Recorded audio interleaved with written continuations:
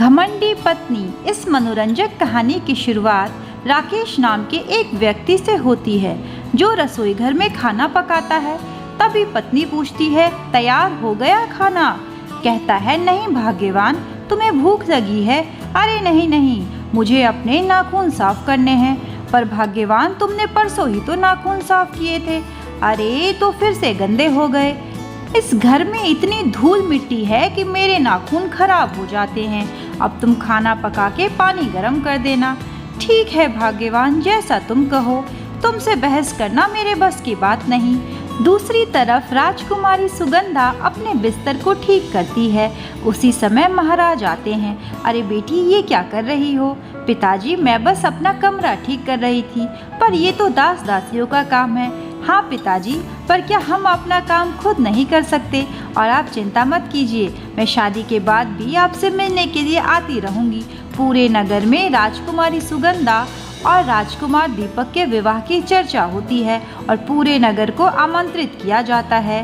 राकेश ये खबर सुनते ही अपनी पत्नी को बताता है। अरे भाग्यवान, राजकुमारी सुगंधा के विवाह में पूरे नगर को आमंत्रण मिला है, हम भी चलेंगे। अरे क्या कह रहे हो? इस नगर की सबसे खूबसूरत कन्या तो मैं हूँ, तो मुझे तो जल्दी जल्दी तैयार होना पड़ेगा। अरे हाँ हाँ हाँ, बिल्कुल भी समय व्यर्थ नहीं करना चाहिए। उसी समय उसका छोटा बेटा राजू आता है। माँ, बहुत भूख लगी है, थोड़ा सा खाना दे दो। अरे अपने पिताजी से कहो।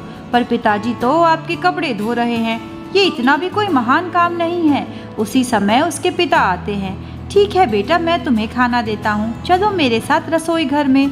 तभी पत्नी कहती है, अगर आप खाना परस ही रहे हैं तो मेरा भी परस दीजिए। पति को बहुत गुस्सा आता है।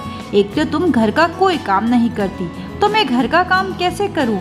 मेरे इतने नाजुक हाथ पैर और इतने सुंदर बाल, क्या मैं इनको खराब कर दूं?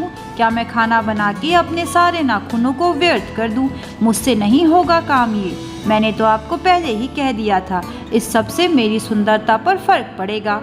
और वह सभी रात को सोने लग जाते हैं। ठीक उसी समय उसकी पत्नी उठती है और कहती है, कितनी गर्मी है। तो गर्मी तो लगेगी ही, इतना सारा मेकअप मुंह पर पोत कर सोओगी तो गर्मी तो लगेगी ही।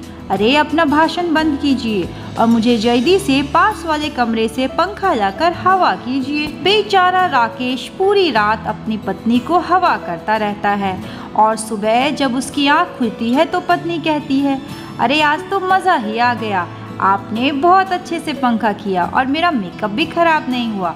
अब मैं जल्दी से थोड़ा सा और तैयार हो जाती हूँ, आखिर इतने बड़े शाही विवाह में जाना है। सबसे खूबसूरत कन्या को तो सुंदर दिखना ही पड़ेगा। अरे हाँ भाग्यवान, थोड़ा जल्दी कर लो, ऐसा ना हो कि सारा खाना खत्म हो जाए। दोनों बेटा और पति घर के बाहर इंतज़ार करते हैं और एक अच्छी सी टोकरी में अपनी पत्नी को बिठाकर राजमहल ले जाते हैं, क्योंकि वे पैरों से चलना नहीं चाहती। इतनी धूल मिट्टी उसकी सुंदरता को खराब कर सकते हैं। जैसे ही वह टोकरी में अपनी पत्नी को बिठाकर आगे बढ़ता है, सभी गांव वाले कहते हैं, अरे ये देखो, ये कैसी पत्नी है। बेचारा पति पूरे दिन काम करता रहता है, सारे नाज नखरे भी उठाता है और इसे तो बिल्कुल भी कद्र नहीं। ना जाने कैसी है ये। दूसरी तरफ राजकुमारी के विवाह की चर्चा जोरों शोरों से होती है। सारी तैयारियां खूब ही अच्छे से होती है। राजकुमारी अपने हाथों से सारे गरीब लोगों को अनाज, पैसा और खाने का सामान बांटती है। उसी समय राजा हर्षवर्धन कहते हैं, अरे देखिए जमाई जी, मेरी बेटी में कितने गुण हैं। हाँ पिताजी, तभी तो इस संसार में आपकी बेटी सबसे अद्भुत और अलग है और इसी कारण मैं उससे विवाह भी करना चाहता हूँ। दूसरी तरफ राकेश और उसकी पत्नी महल में पधारते हैं। राकेश की पत्नी को टोकरी में बैठा हुआ देख राजा कहते हैं, अरे ये सब क्या है, ये टोकरी में क्यों बैठी है? तभी राकेश कहता है, महाराज, मेरी पत्नी को अपने सौंदर्य की थोड़ी ज़्यादा ही फिक्र है। धूल मिट्टी उसको खराब कर सकती है, इसलिए मैं पूरे रास्ते इसे टोकरी में बिठा कर लाया हूँ। तभी कुछ लोग कहते हैं, अरे हाँ, ये राकेश अपने घर का सारा काम करता है, झाड़ू पोछा, बर्तन, कपड़े भी धोता है। महाराज को बहुत गुस्सा आता है, ये कैसी दुष्ट है, इसको तो सज़ा मिलनी चाहिए। तभी राजकुमारी सुगंधा कहती है, पिताजी, ये इतना शुभ काम है, इसमें किसी को भी दंड नहीं मिलना चाहिए। वह उसे समझाती है, तुमसे रूप में, गुणों में, हर चीज़ में मैं तुमसे कितनी आगे हूँ, पर फिर भी मुझे कोई अभिमान नहीं। तुम अपने पति के साथ इतना दुर्व्यवहार करती हो। रूप का सौंदर्य तो एक दिन बिखर जाएगा, ढह जाएगा, पर हमारे अंदर की सुंदरता हमेशा हमारे साथ रहती है।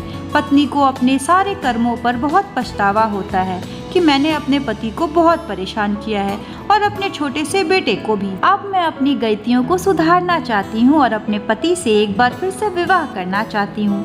एक तरफ राजकुमारी सुगंधा और राजकुमार हर्षवर्धन का विवाह और दूसरी तरफ राकेश और उसकी पत्नी का विवाह। राकेश और उसकी पत्नी राजकुमारी सुगंधा को बहुत सारा आभार और धन्यवाद प्रकट करते हैं। राजकुमारी सुगंधा उन्हें खूब सारे पैसे, गहने और कपड़े भी देती है। दोनों उस दिन के बाद से एक खुशहाल जीवन को जीते हैं। अब राकेश की पत्नी सारा काम, चाहे वो रसोई घर का हो या घर का, अपने हाथों से करती है और अपने पति को खुश भी रखती है। Share and subscribe.